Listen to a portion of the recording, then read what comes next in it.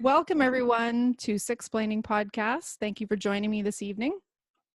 We're going to be talking a little bit about parenting when you have a chronic illness or an invisible illness.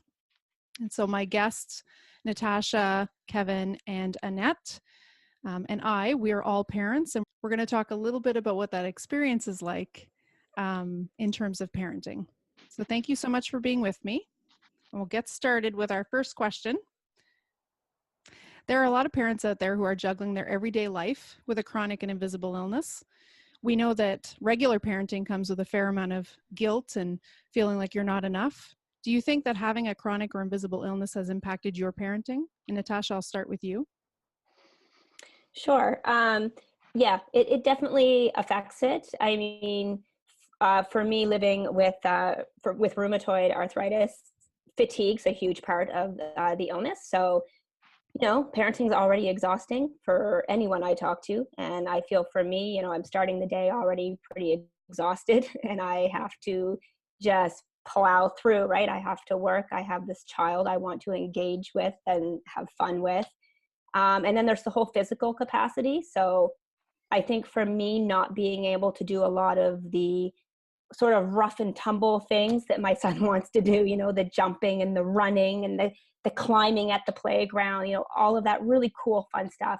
I'm just not really able to do that. So, that definitely has an impact. And, you talked about the guilt and, I feel guilty about that for sure. For sure. What about you, Kevin? What's your experience like? Well, I'm a new father. I've only been a father for the last 7 months, but for me, my illness is depression and anxiety.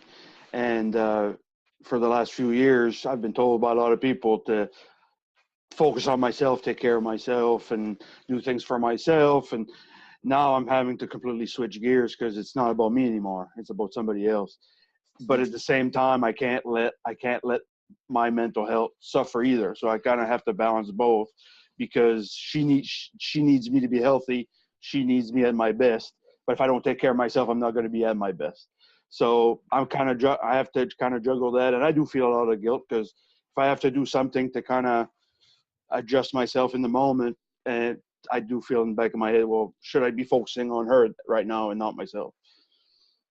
Yeah, that makes sense. Annette, what's your experience like? Okay. No, I absolutely feel guilty. Parenting to me has always been your child first. I mean, that's what it's all about. And something as simple as cooking supper, peeling a potato, it's hard just to get the energy to do it.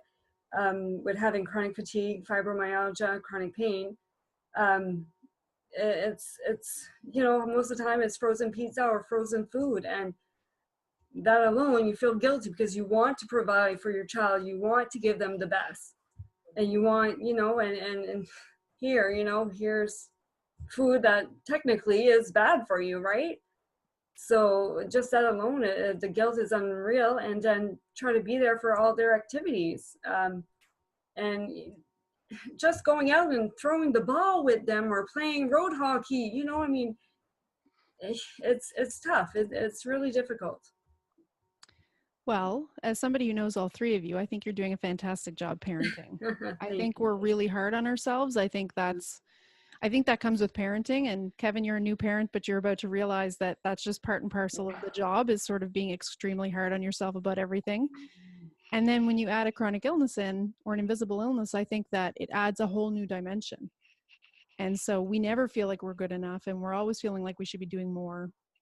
I have an 8-year-old who likes to play outside, and it's hard sometimes to say, remember yesterday we played?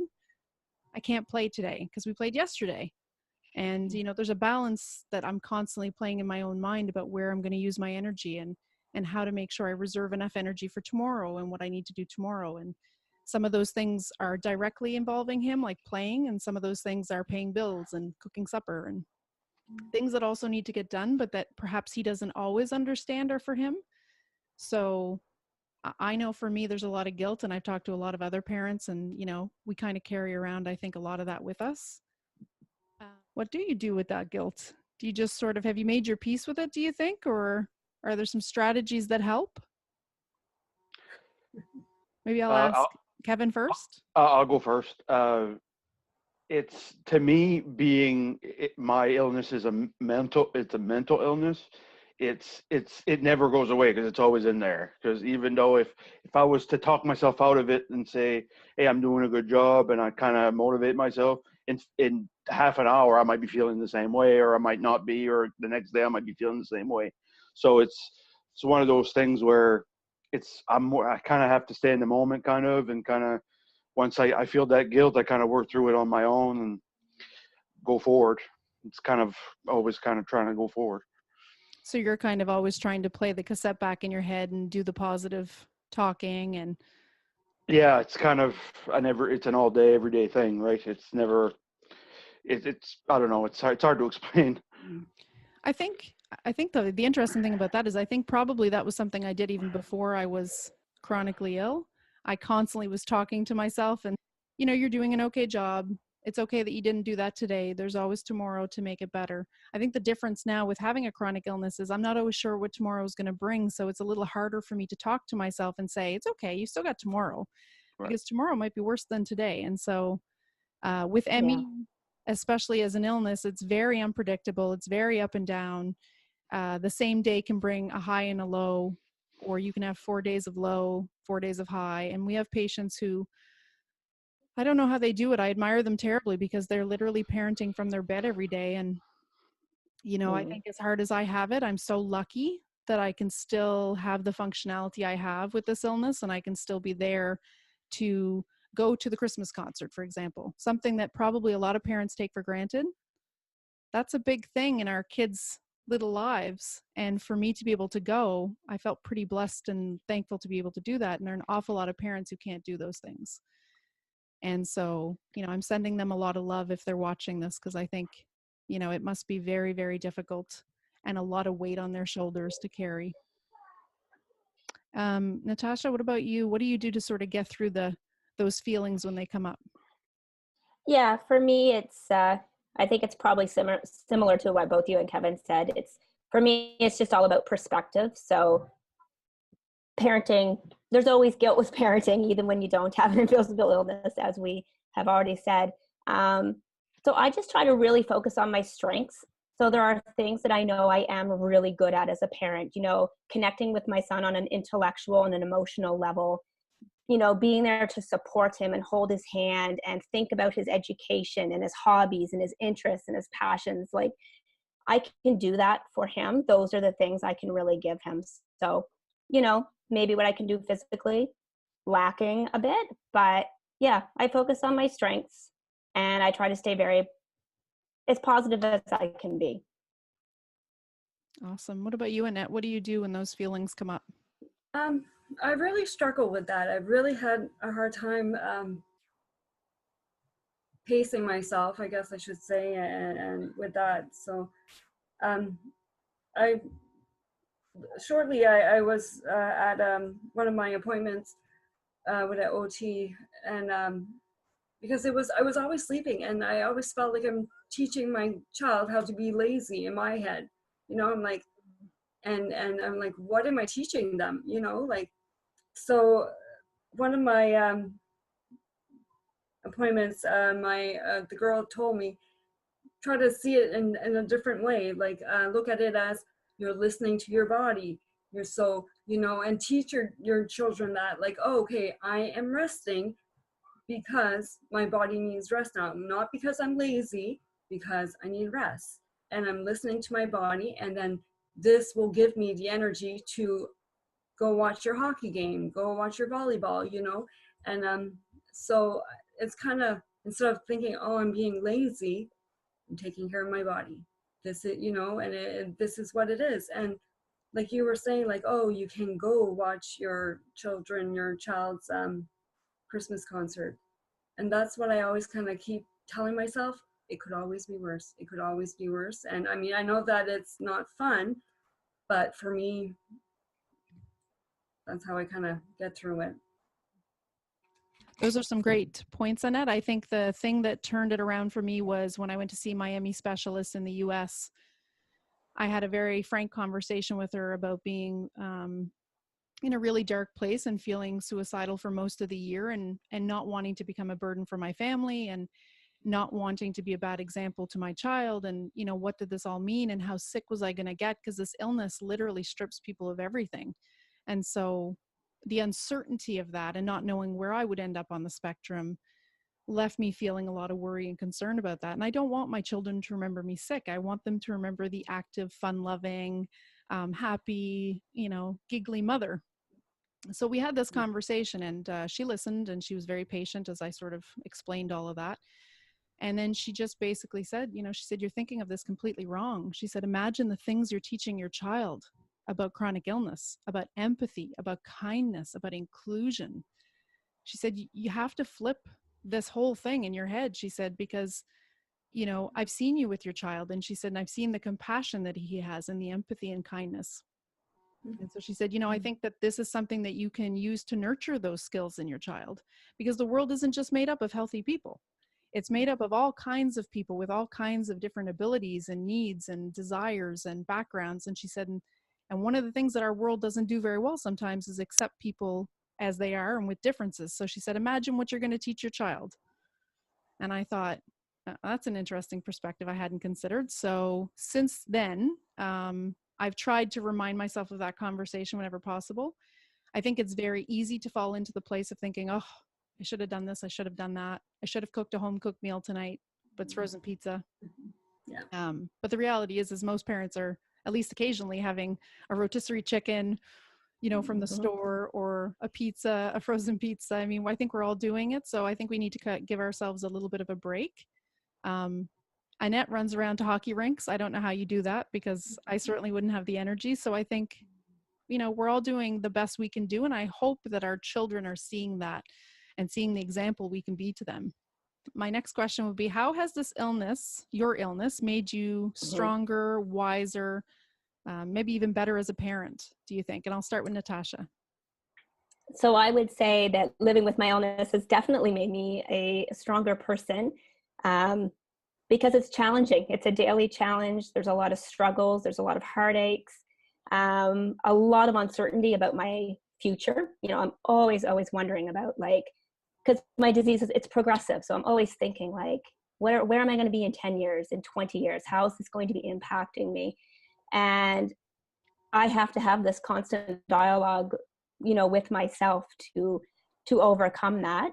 And I was 21 when I was diagnosed, so just a baby, you know, just having fun, living life, you know, partying. And then it was just like wham, like it just hit. And I don't think I would be the person I am today, though, if I didn't live with this illness, because it's definitely made me kinder, more empathetic, much more aware of what people experience, and that you don't always know, because people can seem fine on the outside.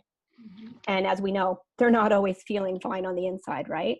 So definitely stronger. I would say it's definitely made me wiser, for sure. Let me think how. Well, when your health fails, essentially, that's what it felt like to me. Like my health was just failing. It gave me a lot of perspective on the things I used to worry about and concern myself about. And now I just don't. Now I have these bigger concerns and things I need to think about. And I think that does make me wiser. I think it makes me stronger. Did you ask if it made me a better parent? I did. Oh, okay. Yeah. Despite, you know, the earlier statements about feeling so guilty and feeling like, you know, I'm not being a good parent in certain ways, I would say overall there are benefits to it. I think it's made me more compassionate and more kind. And I pray that those are things I'm transferring over to my son and teaching him. You know, kindness is very important to us. Inclusion, understanding that everyone has different things going on and you don't always know what that is. And I will say another thing too, in terms of parenting, is communication. I've never been very good at communicating my needs or needing help. I hate asking for help. I just don't like it. I struggle with that so much. But it was kind of, I could get away with it a little before I had a child. Now, not so much. So I've had to really step out of my comfort zone, get better at communicating, get better at reaching out, get better at telling my husband what he can do to support and what he can do to help meet my needs. And, you know, that's good. I think that's important in a family and for anyone living with an illness. And I think my son will learn that communication is key. I think that's amazing. I think that's a really good point that hadn't been brought up before. I think communication with those around us becomes super important when we're chronically ill or we have an invisible illness, especially with an invisible illness, because people don't see it. So if you don't communicate effectively, they're never going to know. They're never going to understand. And so that's a big burden to bear when you're somebody who's really independent before you get sick. Yeah. That's a really good point. Kevin, what about you? Well, it's definitely made me stronger because I've had to, because for me, sometimes sometimes I don't want to get out of bed. I wake up in the morning. I just want to stay in bed. I don't want to face the world. I just don't want to deal with what's outside my bedroom door. And I've had to learn to get past stuff like that. Talk myself out of it. Not let my depression take over. Not let my depression take over my day or my week or whatever. And so I've had to kind of make myself stronger than my depression, so it doesn't take me over. And it's the same thing with my anxiety. You know, something like going to Walmart can be a nightmare for me because the crowds and everything else. But I can talk myself through it. I can, prepare myself. And as a parent, it's made me even stronger because I don't want my daughter seeing me at my worst. I don't want her to see me not being able to get out of bed. I don't want her to see me calling sick because I can't like I want her to see me be stronger than that. So stuff like even something like we take our daughter to swimming classes. And before my daughter was here, me going with a bunch of strangers swimming in a crowded Cold Harbor place makes me want to drive my car off a bridge. But now it's not for me, it's for her. I'm taking her swimming. I'm teaching her how to swim. I want her to feel comfortable around other people and be able to be social. So I try to be stronger than my illness already. And then with her around, I want her to be able to see me do that. So if she down the road, if she has an illness, whether it be physical or mental, that she's able to do the same thing. I think that's a really good point. And I think many of us probably wouldn't love swimming with strangers maybe, but we do it for our kids because that's not a fun thing for me either. But amazing how many times I can be convinced to do things I don't like because of my child. What about you, Annette? Do you think that having a chronic and invisible illness has made a difference to your parenting? Do you think it's made you stronger and wiser? Wiser? No. I mean, yes, of course, in some ways. Natasha nailed it, I find, and Kevin too. It just makes you look at life differently, look at people, because before maybe somebody, you were going to a coffee house, grabbing a coffee, and maybe they screwed up your order, or maybe somebody did something, that you're like, oh my God, how could they? But now it's like, you don't know their story. Everybody has a story, and you don't know, you don't know their story. So don't judge. I always tell my daughter, it's like, you don't know what's going on behind closed door. You don't know I have more, what's the word? Sympathy for other people. And I just don't judge people. And it also taught me how just to put yourself first, because the thing is, yes, you want to be a good parent. And I always thought being a good parent was like the child first, but how can you put everybody else first and you last? Because how long are you gonna, if you're doing that, you might not be here tomorrow, because you drain yourself out. So Does it make me stronger or wiser? I don't know about wiser, but I would say stronger in terms of when I really take a moment and think about what I'm up against every day and how much I'm still able to accomplish. I think I can take a moment and give myself credit every once in a while. I'm doing the best I can, and I think you guys are doing the best you can. And I think that's something we need to really focus on. And that's the question to ask ourselves. Are we doing the best we can with what we have today? And I think every day that answer is going to be a little different and it's going to look a little different.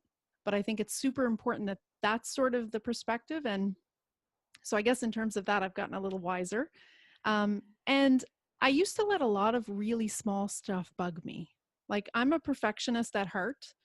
And so I've not really ever directed that necessarily at other people, but I've certainly directed it at myself. And so everything has to be perfect. And, the thought of putting a podcast out, without knowing every single detail of how to do everything, there's no way I would have done this a few years ago, because everything has to be perfect. And until everything is perfect, I would just stick into this analysis paralysis where I just kind of overthink everything to the point where it drives me crazy and then I don't want to do it anymore. That's how I used to be. And I used to get my feelings hurt really easily. And that stuff would stay with me for a little longer. And now I think one of the beautiful things about having ME is just perspective. I just don't care about a lot of that stuff anymore. I don't have the energy to hold on to things that don't matter. I don't have the energy to fight about things that don't matter. I love a lot more openly. I'm a lot less afraid to love and to be out there sort of, hugging people and telling them how amazing they are. And before I would have thought, ooh, I wonder if it's too much. No, I don't care. I'm like, I don't know how long I have on this earth. So I'm just going to be the best version of myself I can be. And it's flawed and imperfect. And there's a whole bunch of things I should do better for sure. But it is who I am. And it is what I've got to work with right now. And so I think for me, I've just gotten a lot better at being comfortable with that. Having said that, I have my days like everybody does. But the little stuff just doesn't get to me the same way it used to. So I think one of the benefits that we can sort of hopefully impart to other people who are watching this or listening to this is that, to really find that place of perspective, find peace with perspective, and really ask yourself, like, what really matters today?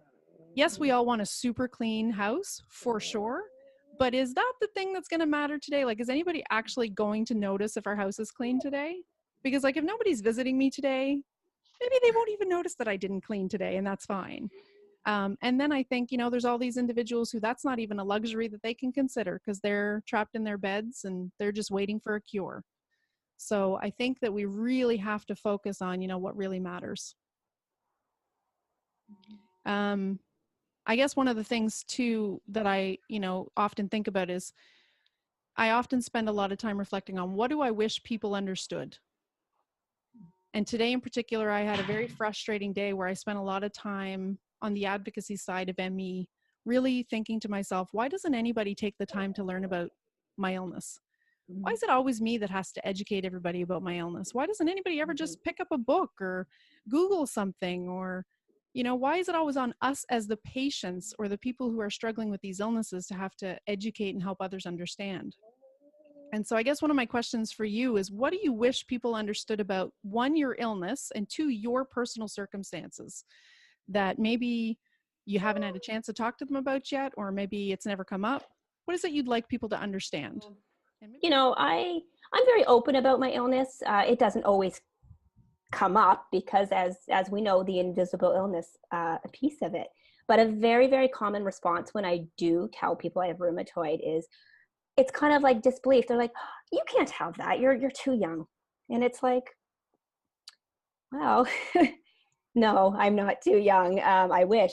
But that is such a common misconception. People hear rheumatoid arthritis. They hear the arthritis part of it and they just think, okay, like you have some aches and pains, like you're stiff or you're a little sore sometimes, whatever.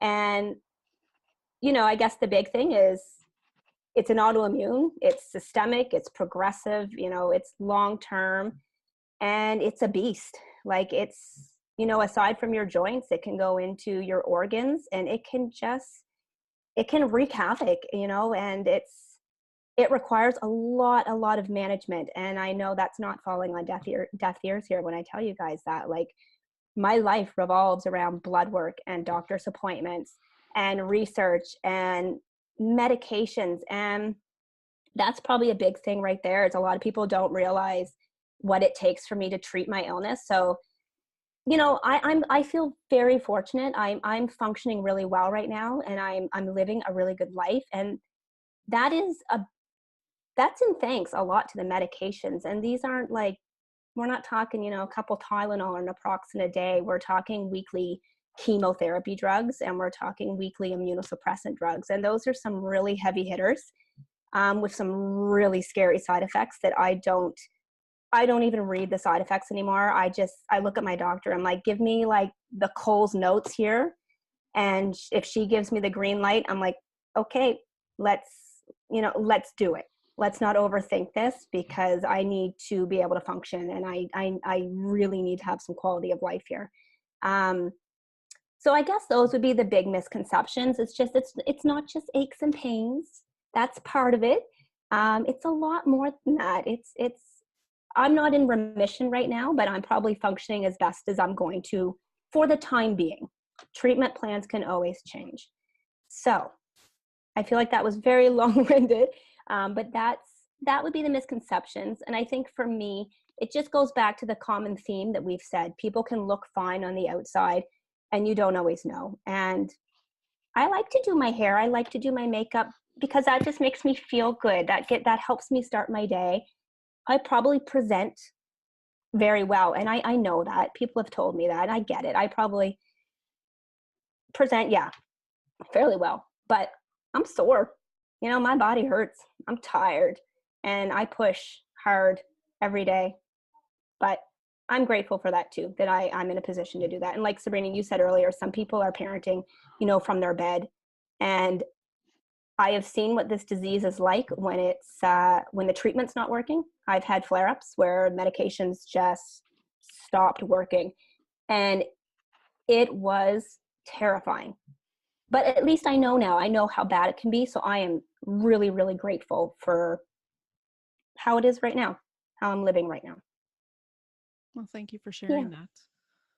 You're welcome. What about you, Kevin? What is it that you feel you'd like folks to know about you and about your illness? I guess, just like Natasha, there's a lot of misconceptions about mental illness in general. But for me, everybody's an expert. So everybody wants to think that they know how you're feeling, what's going on, and how you can fix it. And they don't. It's everybody's different. Nobody's the same. You guys know just as well as anybody. It's not cookie cutter. There's not, 10 people with the same illness won't feel the same way. So it's just a matter of not thinking that you understand when you don't. And if you really want to know, then come talk to me, ask me what I go through, what my day is like. If you really want to know, then you ask. But I guess like a lot of misconceptions about I hate being when I tell people I'm having an anxious day, or I've got a lot of anxiety today, or I'm feeling my depression's creeping up, and people ask me, well, what happened, or what's wrong, and I have to tell them, well, nothing happened, nothing's wrong, it's just the way I feel. You know what I mean? Like it's my illness affecting me today. And when people ask me that question, what's wrong or what happened, it's embarrassing to say nothing, because then I feel like I'm admitting that I'm not, there's nothing wrong with me. I'm making it up, or I'm just, when I say nothing, it's in my head, it's like I'm admitting that, my illness isn't real. And so I just feel like, just like Natasha said, there's just a lot of misconceptions. and it's not just feeling blue, or it's not just, just go for a walk. When people say, well, just go for a walk or whatever, like it's all fine, and that's all great, but it goes deeper than that. And like Natasha said, it's invisible. You can't, I might be feeling terrible, but I look healthy, just like anybody else. So, or just like any one of you. So yeah, just a lot of misconceptions, and I think a lot of people, especially now with Bell Day, Let's Talk, and everybody's attacking the stigma, but I feel that's good. It's getting people talking, but in a way, everybody's an expert, and everybody's Googled it, and they think they know everything, and it's until you've. It's just like me. I can't. If somebody else came up to me and said, I have anxiety and depression, and I said, I know exactly how you feel. This is exactly what you should do, but me and that person probably go through completely different things. So like I said, it's not cookie cutter. If you know somebody who goes through it, you need to, it's individualized. So, if you need to talk, we need to talk more, basically is what I'm trying to say. We just need to talk more and have people understand how each other is feeling, not just, oh, well, you said anxiety, or you said fibromyalgia. I've heard that before, so I know what I'm talking about. We need to, it's not about, oh, what's fibromyalgia like. It's how is it living in Annette's shoes, or it's not, it's not ME. It's what Sabrina's going through. So it's looking at it as individuals, opposed to just the broad, disease. And that was pretty long-winded too. That was great though. And I think, to your credit, Kevin, I think I've seen a lot more of my female friends and family on social media talking about having depression and anxiety. I don't see a lot of my male friends and family talking about it. And to your credit, you're putting it out there, and you're creating dialogue, and you're making it comfortable, I think, for other people to admit that they're also struggling. And I think it's pretty hard at this point to find anybody who hasn't had some attachment to this, to mental health issues, whether it's themselves or someone that they love. So I think it's important that we be able to talk about it. And I think Bell Talk is a great initiative, and glad that it's out there. But I think sometimes we all need to reach across and talk to each other a little bit more, like you said.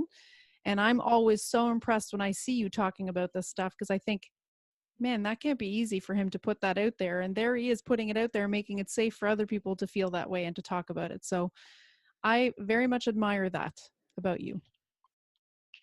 Annette? Thank you. What about you? What is it about fibromyalgia that you wish people knew? And what is it about your experience with it that you wish people knew? Can be as simple as it's real. I mean, a lot of people think that it's not, and it's, and like Kevin said, everybody is an expert on it, when they're not. So, and everybody's different. So, you see people and they're like, oh, but you look so good, because I'm like Natasha, some days, yeah, I put on my hat and no makeup, but if there's to go to Soapy's, but if I go somewheres, I try to look as good as I can. So of course, it's, people like, oh, and what is this fibromyalgia thing, and then it's like, oh, it's only pain, but there's so much more to it, like, and it's, and the thing is, I don't want to educate them right then and there. So it's like, oh, you just say the basic, chronic fatigue and chronic pain, but it's like, oh yeah, it kind of goes in one ear and out the other. Well, I heard, if you eat right, all vegan, you'll be fine, but oh, okay, I'll try that, and along you go. So it's frustrating, but I don't know. And then I also want to just say that people might think that you're becoming a hermit, or you're not, and it's by choice. And I feel bad because, like, oh, I didn't text my friend, or I didn't keep up with a friend. But it's not that you want to be disattached with your group of friends or family. It's just you don't have the energy. You know, as simple as sending a text out. It's like I want to say Merry Christmas. I want to say Happy Halloween, Happy New Year. But Christmas took a beating on me. And you know what? I don't have the energy to text Happy New Year, as crazy as that sound, you know, and I just don't want people to think that I'm kind of, you know, letting them go or not being friends with them because of this, you know. It's crazy. I think this illness is very, I think these illnesses are very isolating at times. And I think it can be very easy for us to sort of pull away because, you know, there's a lot of things we're up against, like feeling misunderstood or friends trying to explain to us that they heard this thing, or, you know, eat more avocados, drink more lemon juice, put ginger in your food and you'll be all well, you know, and all those things are great. I mean, the reality is all those things are great. And just for the record, I eat a vegan diet. I know. But I don't think that that's necessarily the thing that works for everyone. And I think that, you know, we all have to kind of find our own path. And I know personally, I'm always okay with people saying, have you thought about this? I know a lot of patients aren't. I'm okay with that. What I have a harder time with, I think, is where people sort of say, oh, if you just did this, you'd be okay. Yes. Because it implies that I don't want to be well. It implies that I haven't thought of everything already, that I haven't tried everything, that I haven't researched this to death, and that I'm not putting my full effort forward. When in reality, I'm, you know, literally draining my energy while I'm trying to figure out what to do and solve things and try different avenues, and traveling to the US to see a specialist there because I couldn't find anybody here who knew enough about this illness. So for me, that's a really tough one. And I hear you, Annette. You know, I mean, I was a very social person with a lot of friends. And I adore my friends, and I still adore those people to this day. But whether I can make the effort that is required to be a good friend is another thing entirely. And that makes me feel really awful. I feel really low a lot of days because I feel like I'm being a really terrible friend to people that I love very much. I find it sometimes easier to maintain friendships now with people who are also chronically ill because they don't need me to text them on a particular day at a particular time, or they don't need me to do a certain thing that maybe I forgot to do or I couldn't do that day. But, you know, healthy friends, they want equal to what they're giving, and they're healthy, so they're able to give everything, and then they want that in return. And that's a fair thing to require. It's just not something I can always do. So I feel pretty low about that. I would say on average, that's probably one of the things I still beat myself up about quite a bit. And it's even sometimes, you know, it impacts play dates because I think, you know, I haven't talked to this mom who I adore, like Natasha and I are great friends and I love her. And thankfully she has never judged me for not sending the text on the day that I should send the text. But I love you too. But our kids love to play together. And so I think, well, how am I going to text Natasha out of the blue and say, let's have a play date for the kids when I've kind of not been really a great friend to Natasha and haven't really checked in on her recently. And so those kinds of things I think come up as well within our relationships and within our friendships. And so, you know, I like to try and do what I can when I can. And then the days that I can't, I hope people are forgiving and understanding. One of the things I think that, you know, to do justice, and I have a lot of ME patients, I think, that will be watching this. And so I think it's really important to represent that condition accurately. And so there's a few things I should probably say about it because it's pretty misunderstood and very little is known about it. It's been in the shadows for 30 years. People have known that it existed. There's been basically next to no research done until recently in the last number of years.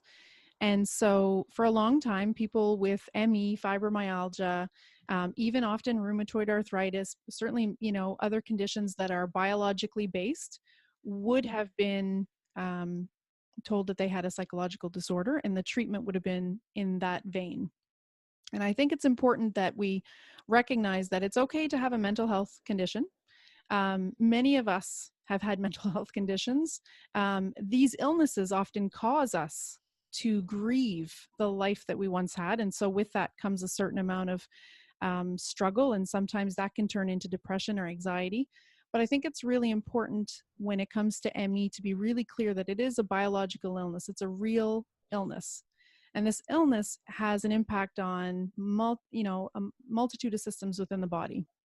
And so it impacts different people in different ways. It's a bit of a spectrum. There are people who are on the mild level, moderate level, or severe. The severe are completely bedridden, often with feeding tubes and catheters, no quality of life, often can't speak, read, or think.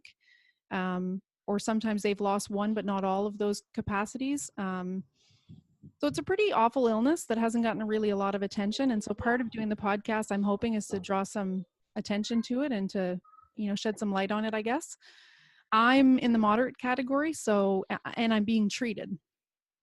So there's no cure and there's no medications for ME, but there are conditions that contribute to the fatigue and the pain that certain patients can feel, and we can treat some of those things. So we can treat, for example, orthostatic intolerance. We can treat mast cell activation syndrome, if that's something that you're dealing with. We can treat sometimes fibromyalgia with certain medications to help with the pain. And sometimes we can lower the load a little bit on those patients so that they can have more functionality. So I'm at about 40% on a good day of who and what I used to be able to do. And 40%, I'm really lucky with my 40%, and I try to use it wisely and try to make the most of it. But I have to say that there's an awful lot of pretty wonderful people laying in beds right now who will be watching this or listening to this. And it just seems so cruel and unfair to me that chronic and invisible illnesses are not addressed adequately in our country. We live in Canada. It's a beautiful country filled with compassionate, kind people. And I guess I'm at a bit of a loss as to how we're still in this place after so many years. And the same is true for fibro, and so many other illnesses that people have never even heard of. So I think, what I would like people to know is that, as Annette so well put it, it's real. Please believe us. I'm hoping that things are changing and that we're starting to see momentum and systems change happening. But I think one of the things I'd like folks listening or watching to understand is that there's a lot of work to be done, and it would be super helpful if it wasn't always on the chronically ill individuals to do that work. We really need healthy allies. And so if anybody is watching or listening to this and they're healthy, please reach out, because there's so much great work that needs to be done, and there's so much potential if we can have the right people at the table. And sometimes we need healthy people to help us with that advocacy piece and making sure that we get the right research done, so that we can finally get a cure and get the right treatments in place. So that's something that I definitely would like folks listening or watching to understand. And I guess my last question to all of you is, what has you feeling hopeful about this illness, about your experience? What has you feeling hopeful right now? And maybe I'll start with Kevin. I think what's hopeful for me is that we are going forward. There is work being done. There is less stigma. There is positive being done. So that's good. That's hopeful for me. We're not going backwards, but I think unfortunately there's always going to be people that don't understand what they can't see, or they don't experience themselves. There's still people in the world that think that the Earth's flat and that global warming isn't real. So there's always going to be that work that needs to be done. It's like you said, like more people need to get on the bandwagon and need to do that work too. Like we not just the sick people, but the well people need to pitch in too. Awesome. And what about your daughter? Does she leave you feeling very hopeful every day? Oh God, yes. She makes me very happy. So she's been nothing but good for my mental health, for sure. Yeah, and it's pretty wonderful watching little kids. They're so innocent and sweet, and the world is such a pleasant, happy, safe place for them still. Sometimes it's very energizing to spend time with children. Absolutely. Oh, sorry. Natasha, what about you? What has you feeling hopeful? Actually quite a bit. I would say quite a bit has me feeling hopeful. Maybe not in my lifetime, but I really do think someday they will find a cure. A lot of research, is going into the autoimmune diseases in general. And I like to think once they figure out one, they'll really get some momentum, to figure out most of them. So I'm hopeful about that. Even just the treatment in general, I'm hopeful about. Like, I look at how much treatment has come in the 18 years I've lived with this illness, and it's massive. Like, the biologic drugs weren't even around really when I was diagnosed, or I mean, they were, but they were still in trials and stuff like that. And those have been a game changer, honestly. Like, it's incredible. So I'm hopeful. I am hopeful. I think things will improve for people living, at least with rheumatoid. I do feel hopeful. And, I think the other thing that has me feeling hopeful is just the people I have managed to surround myself with. I don't know how I've been so blessed, but I have such beautiful, amazing friends and family around me, and they help keep me sane, I think, in all of this.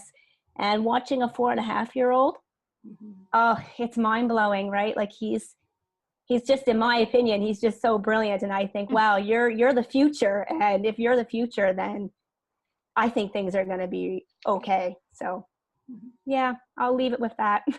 Wonderful. He is pretty sweet. Oh, it's the best. Maybe we'll have to interview him sometime. Yeah, you should. He'll talk your ear off for the full hour. So good luck. Annette, what about you? What has you feeling hopeful? Hopeful. Honestly, you and my mom. You came to my life in the perfect moment, and all the research that I'm too tired to even look. She sends me things on my messenger. I'm like, okay, great, Sabrina. But I was like, yeah, I'll read it later. Poor Sabrina. But I mean, you're into this full-heartedly, and I'm just blessed that I know you.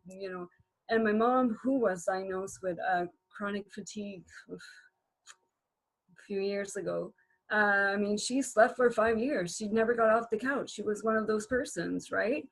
And now, I mean, after a lot of research, a lot of putting herself first, she's off the couch. She's more than off the couch, and she's living her life again. I mean, yes, some days she needs to take naps and do whatever, but she came such a long way. And I know maybe she wasn't diagnosed with fibromyalgia, but it gives me hope, that I can hopefully, get better to a certain degree. That's wonderful. The things I think that give me hope, I think you guys have mentioned a couple of them. I'm really blessed in terms of, my partner is pretty amazing. And if you ever want to test how much somebody loves you, get chronically ill, because you see a whole other side of them. And, he's been there. He's been a rock. He's been able to make me laugh when nothing is funny. I was passing out on and off the other night, and he had me chuckling in between it. It's just, he's a really good source of energy, positive energy. My son, and I say my son, he's just this 8-year-old little wonder with full of questions and energy, things that he wants to understand about the world. And then I have an amazing 20-year-old who's off doing his own thing and living life and very independent and just making us proud every day. And so I'm really blessed in terms of my family.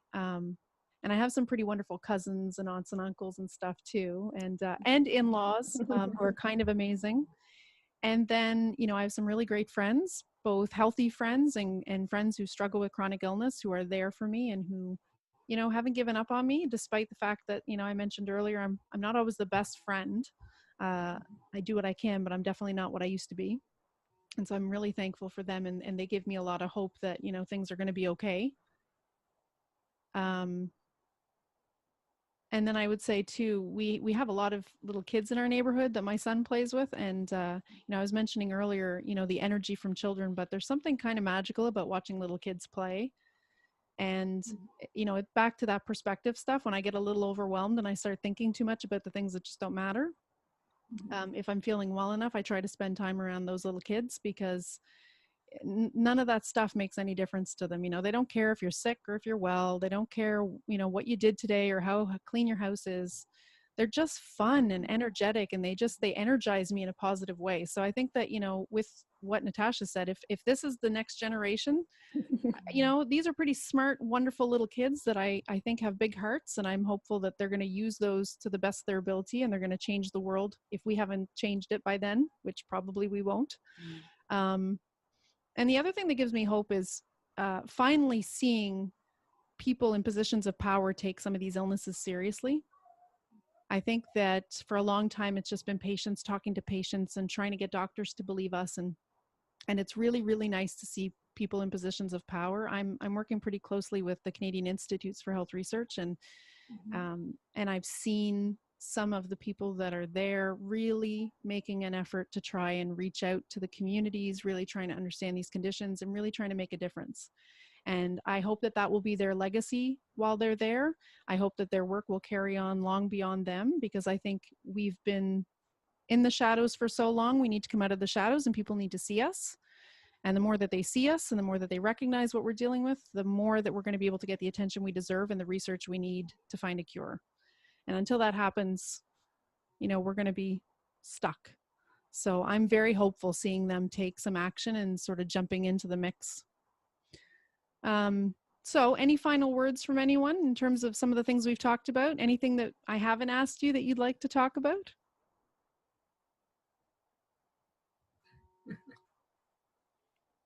It's so cute, by the way, with all four of us. It's like the Brady Bunch. It is. I know. We're all like tilting our heads like, Any final words? I just say don't give up. I find, it took me about 13 years to figure out what I had. And I went to the doctor. He sent me to every specialist, tests, you name it. And oh no, you're fine. Everything looks great. So, but if you have if follow your gut, and don't give up. Go for a second opinion. Because it's even worse hearing the doctor say, oh no, you're great, you're fine, as it is that you have fibromyalgia. I know it sounds weird, because it should have been fantastic hearing the doctor say, oh no, your tests are fantastic, all is great. But yet I'm falling asleep on the toilet, with my head on the toilet rolled in the bathroom at work. So just don't give up. Always go for second opinions. We need answers at the end of the day. We can work with what we're given if we know what we're working with. Exactly. But being told that everything is fine when everything isn't fine isn't helping anyone. So, hopefully diagnostics are going to come a long way in the next 10, 15 years, and we're not going to have that problem. We're going to be able to see a blood test for some of this stuff. And once I think we do, I think then there'll be a lot less conversation about whether it's real or not, and whether it's, something we should just go home and be happier. That was what one of the specialists told me. Just be happier, be more positive. Okay. So never thought of that. Right? It's right up there with lemon juice. So I think you're right. I think having answers is very, very important. Get a second opinion, trust your gut. Awesome advice. Final words from Natasha or Kevin? Just people know that they're not alone. They're not alone. You're not suffering alone. There's other people out there suffering with similar things. There's family, friends. Just know that you're not alone. You don't have to suffer in silence, because I did that for a long time. I suffered in silence. I didn't want to tell anybody what was going on. I didn't want to burden anybody. I just didn't want to. And now I'm the complete opposite. I'd rather know people know what's going on and know what I'm going through than try to hide it. So just, you're not alone. I've got an amazing partner. She's great. She puts up with me when nobody else probably would. So just know you're not alone. You got people around you, and even the people who really think they're alone, because I'm sure there's people listening to this and say, oh, I'm alone. You're really not. If you don't got family, if you don't got friends, there's resources out there. There's always people out there. So There's some pretty wonderful patient communities. I think if people haven't got people around them, that's one of the things I would recommend is go find your patient community online, because there's some pretty amazing people who've done so much to get as well as they can, and they're willing to share that information with you pretty openly, and they're willing to sort of bring you under their wing. And I can't tell you, the ME community is amazing at helping each other out, and fibro as well. And so, yeah, if you feel like you're alone and you legitimately don't feel like there's anybody around you, reach out, look online, see who you can find, because I promise you there's somebody out there struggling with the same thing and they're willing to help. Natasha? Yeah, Kevin, he stole the words right out of my mouth. So I'm going to have to think of something more creative on the fly here.